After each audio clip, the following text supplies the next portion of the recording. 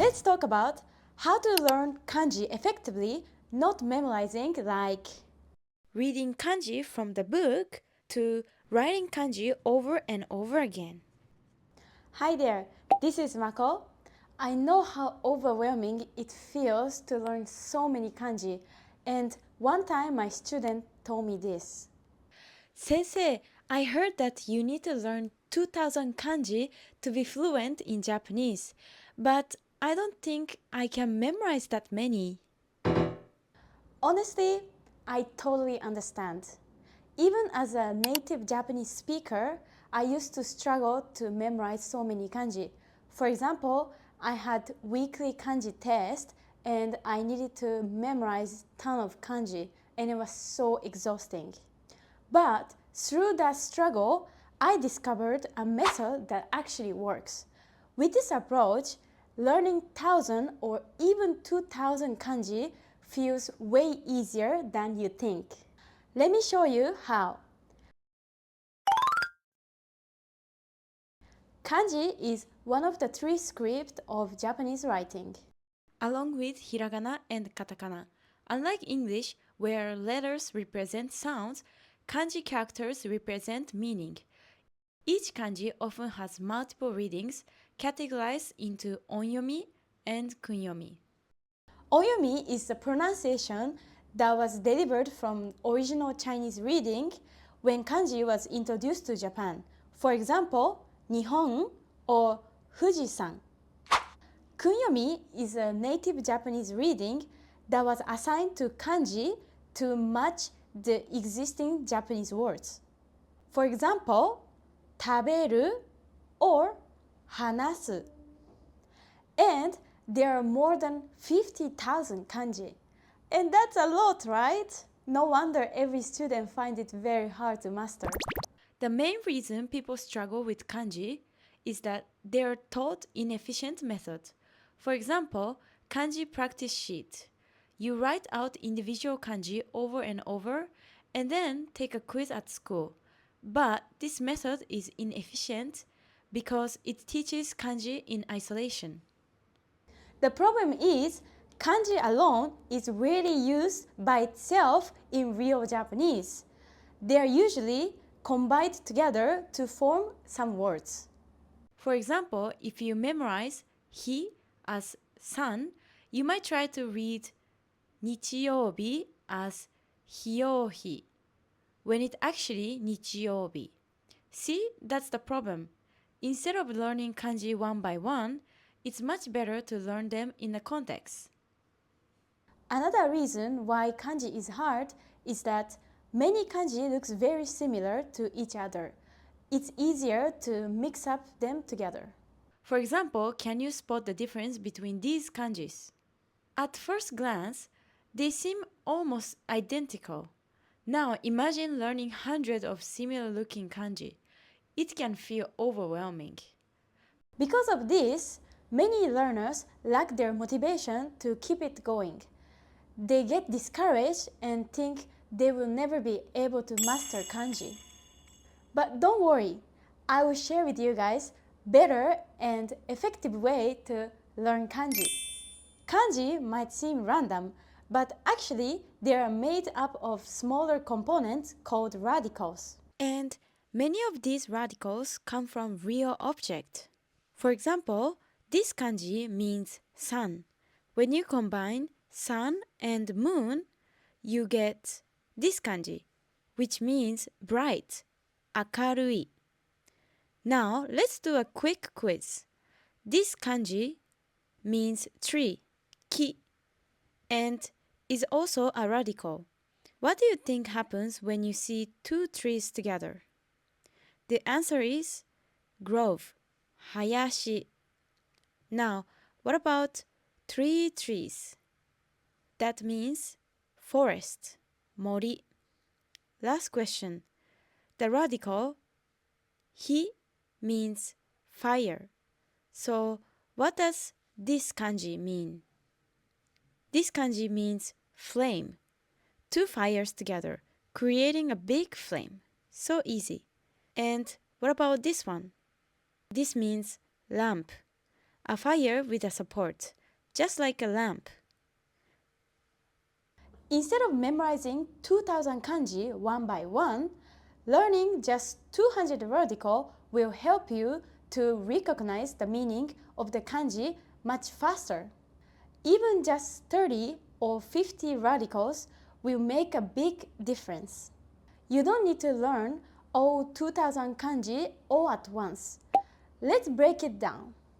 To pass JLPT N5, you only need 103 kanji, and that's not a lot, right?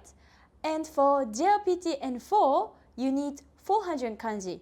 JLPT 3, you need 600. JLPT 2, you need 1000. And total of full literacy, you need 2103 kanji, and which is called Joyo kanji. These kanji is used in everyday life, newspaper, TV, books, and so on. So if you master them, you are considered fluent in Japanese. So here's the simple plan. Learn 10 kanji per day, and in 10 days, you will master 100 kanji already. One reason why reading kanji is tricky is that there are two types of reading, onyomi and kunyomi. And here is a simple trick. When two kanji are together, for example, denwa, phone, they likely use onyomi. When a kanji is mixed with hiragana, for example, kanashii, which means sad, it's probably kunyomi. There are some exceptions, but this trick helps you guess the reading more accurately. Another way to learn kanji is from the stroke orders. Since similar kanji share stroke order, learning one helps with another.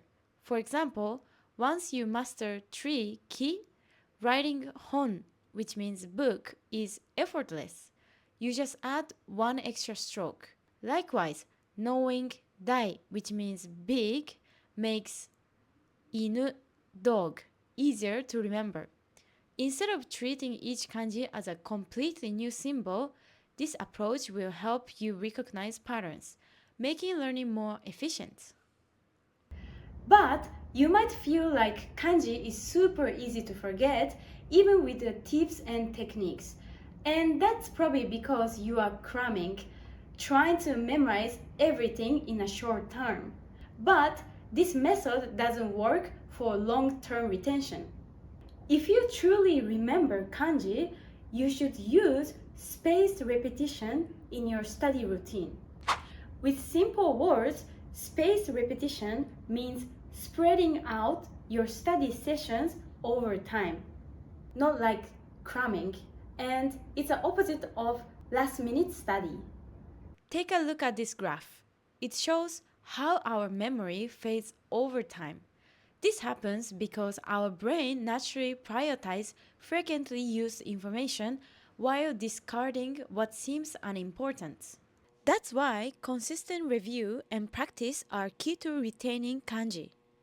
To make this easier, I highly recommend an application called MochiKanji, Learn Japanese. Mochi. This is Japanese vocabulary and kanji learning app that uses spaced repetition system, and it also has unique feature called golden time. This will help you to review at the perfect moment. Instead of cramming, this app schedules your reviews at the right time based on your learning history to make sure the words and kanji actually stick in your mind. It even sends you reminders so you don't have to worry about forgetting when to review. You can also track your progress with a memorization level system that goes from level 1, new words, to level 5, long-term memory. You can just check your notebook to see which words you've mastered and which need more practice. When you open the app, you can pick a course that matches your level. For example, if you're studying for JLPT N5, you can focus on kanji and vocabulary. This app also provides some specific course such as IT, nursing, and Genki. Each course includes small lessons which you can learn easier at any time and anywhere. With bite-sized lessons, MochiKanji makes it super easy to learn new words and kanji. First, you go through flashcards with pictures and sample sentence to help you become familiar with the kanji. Then you move on to some interactive quizzes 私 in the form of listening, understanding, and writing kanji, which you can also 私 follow the correct stroke orders. 私 This way, it will help you to memorize kanji and vocabulary 私 better. There's also an audio feature あの人 so you can hear the right pronunciation as you learn. As I mentioned before, one of the best ways to learn kanji is through the stroke order.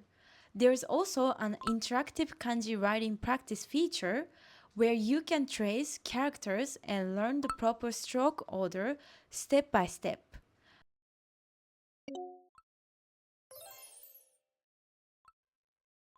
Moreover, in this tab, you can also learn kanji via mnemonics and vocabularies. With these methods, the kanji learning process will be at ease and less stressful. If you face new kanji, you can search it on the J dictionary and save it for the review Yama. later. In addition, to make you motivated to study kanji, let's experience the Mochi Garden feature of this app, where you can set study goals and grow cute plants by staying consistent with your studies. Learning kanji can feel overwhelming on your own, and let's be real, it can get boring. But with MochiKanji, learning feels much more engaging and effective thanks to all these interactive features. If you are interested, please check my description to find out more about MochiKanji. And you can also find this application both in Apple Store and Google Play, and also its website by typing MochiKanji. If you're a beginner, reading manga is a great way to start.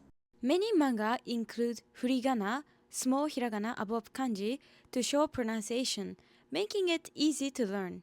Mixing entertainment with study keeps learning fun and helps you stay motivated.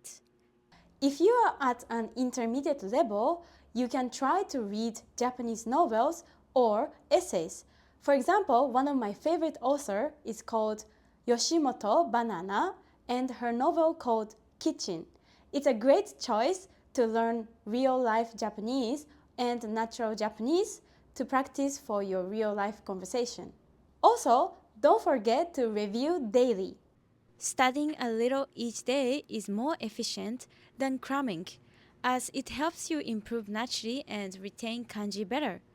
To make learning even more effective, try studying in your golden time, right before you forget what you learned.